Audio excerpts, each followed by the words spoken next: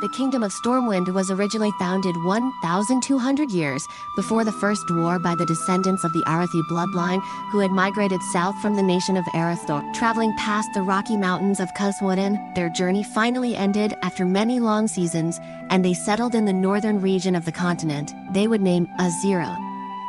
In a fertile valley, they founded the Kingdom of Stormwind, which quickly became a self-sufficient power in its own right. 12. It had a long and prosperous history, with the king served loyally by the Knights of the Brotherhood of the Horse and the clerics of the Holy Order of Northshire clerics. Secretive conjurers also served the kingdom, and as such Stormwind Keep had its own court conjurer. The Kirin Tor was also present in the kingdom, as Anduin Lothar was acquainted with their fellow wizards in the realm.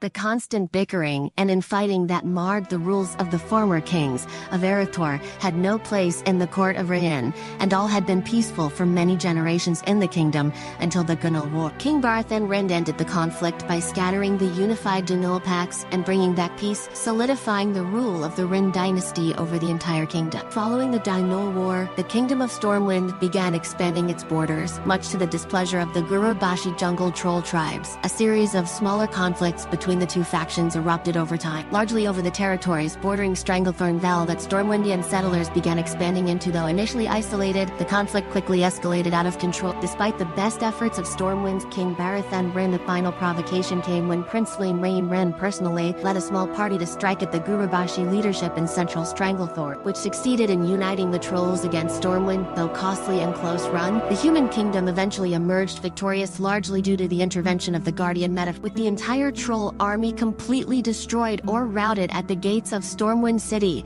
The jungle trolls of the south would never succeed in threatening the kingdom again. This bloody conflict was known as the Gurubashi War, and the Stormwindians enjoyed nearly 2 decades of relative peace after emerging victorious. King Barthen was one of the casualties of the Gurubashi War, and Lane succeeded him as king in the aftermath of the war. Before the First War started, Stormwind was a city of considerable size, greater in spread than Dalaran. 3 full sets of walls ribboned around Stormwind Keep, with lesser barriers separating the different wards. Great towers sprung from the streets, and a surging river cascade had been harnessed by massive water wheel.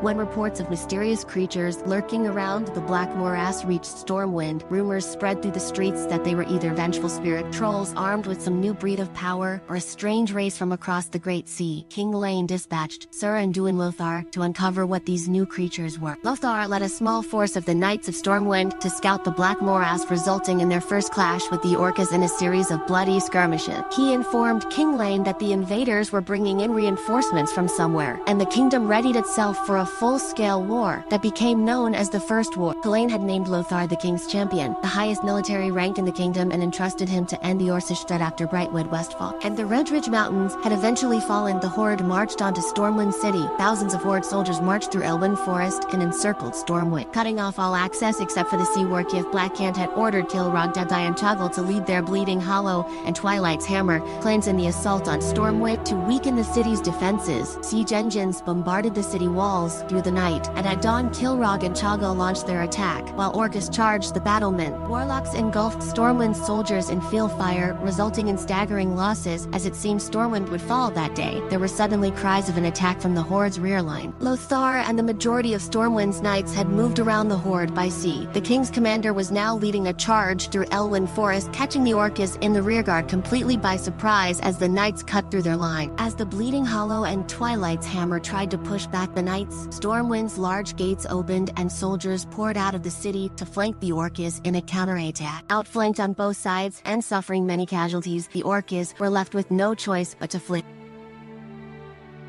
Around the year 3 or 4, King Lane was assassinated by Garona Halforsen in the Keep. After his death, the city was overrun, razing it to ashes, and Anduin Lothar took what was left of the people and led their exodus to Lordaeron, while their Alliance's fall told him that he had started to raise funds to rebuild Stormwind once they reclaimed it. After its destruction, the ruins of Stormwind City were lorded over by the Orcas of the Stormreaver clan. Following the Old Horde's defeat during the Second War, men returned to the ruins of Stormwind City and began to rebuild the once great city as a testament to their own survival rival. As the supreme commander of the alliance of Lord Dyrran Turleon helped Prince Varian Wrynn secure his place as Stormwind's next king by providing him with experienced ministers and advisors. He also oversaw the repatriation of the citizens of Stormwind and the construction of the deep-run tram between Stormwind City and Ironforge with the help of Dwarven District. In time, Stormwind City was painstakingly reconstructed by the stonemasons guild who were contracted by Stormwind's House of Nobles. They restored Stormwind to its former majesty. With white stone being used for its exterior, the city was renamed New Stormwind, rebuilt on the same location as the original capital, though after that the city came to be simply called Stormwind City once again. The internment camp's authorities were based at first in New Stormwind under Dynasty 2 years after the end of the Second War. The Orcus reopened the Dark Portal, and a small group led by Terran Gorfin entered the city's library to steal the Book of Metav. The book, however, had been at that point already stolen by Alterac soldiers and securely placed in the mountainous country. During the early days of the invasion of Draenor,